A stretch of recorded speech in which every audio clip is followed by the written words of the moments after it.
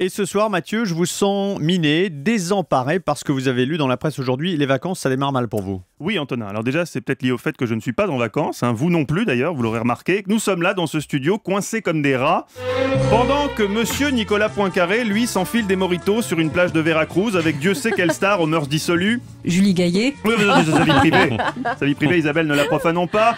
Nicolas Poincaré, le roi de la RTT, comme on l'appelle en interne à Europe 1, s'est donc régalé avec les municipales, le remaniement, et nous laisse nous débrouiller avec des sujets d'actu aussi sexy que le 172e rapport du GIEC, la simplification administrative, la troisième guerre mondiale qui gronde en Ukraine, et peut-être encore plus flippant que la guerre mondiale, Antonin, le retour de Régine.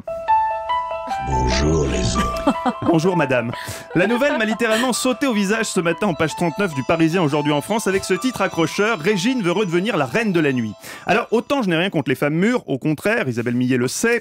Oui. C'est sympa, ça. En revanche, l'archéologie, ça sort de mon domaine de compétences. D'où mon erreur ce matin à la lecture du journal. En effet, étant situé à côté d'un article sur la réouverture du zoo de Vincennes, je n'ai pas compris tout de suite que la photo de ce vieux panda roux hirsute, visiblement maltraité et dont l'absence de sourcils avait été compensée à la va-vite par un trait de stabilo orange fluo au-dessus des yeux, n'était pas rattaché à l'article sur le zoo, mais à celui sur Régine.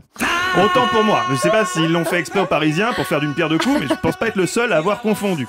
Pourtant, Régine, ce n'est pas que l'ambassadrice officielle de la chirurgie déconstructive, ça reste une figure légendaire de la nuit. Ce soir avec nous sur Europe 1, justement pour témoigner, celle qui a passé les 3/4 de sa jeunesse au Palais Royal et un quart seulement au CFJ.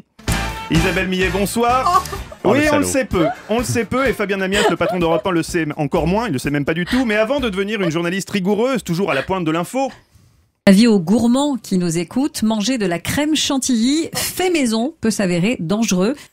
Oui, Isabelle a d'abord été une figure du Paris by Night.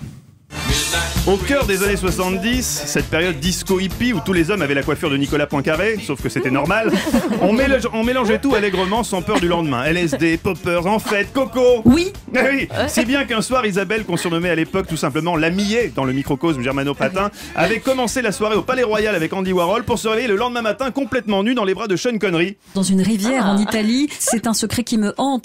Oui, c'est cette magie, cette insouciance alcoolisée que Régine se propose de ressusciter avec la guinguette de Régine, une soirée mensuelle à Paris où, je cite, tout le monde se parlera sans distinction, riche ou non, jeune ou vieux, comme avant. Fini donc les soirées Fuck Me I'm Famous de David Guetta. Là chez Régine, ça sera Famous or Not Famous, Fuck Me Either Way. Traduction, célèbre ou pas, aimons-nous. Alors qu'en dites-vous, Isabelle? Fais-moi l'amour. Voilà, tout de suite non, mais à la coupe pour pub volontiers.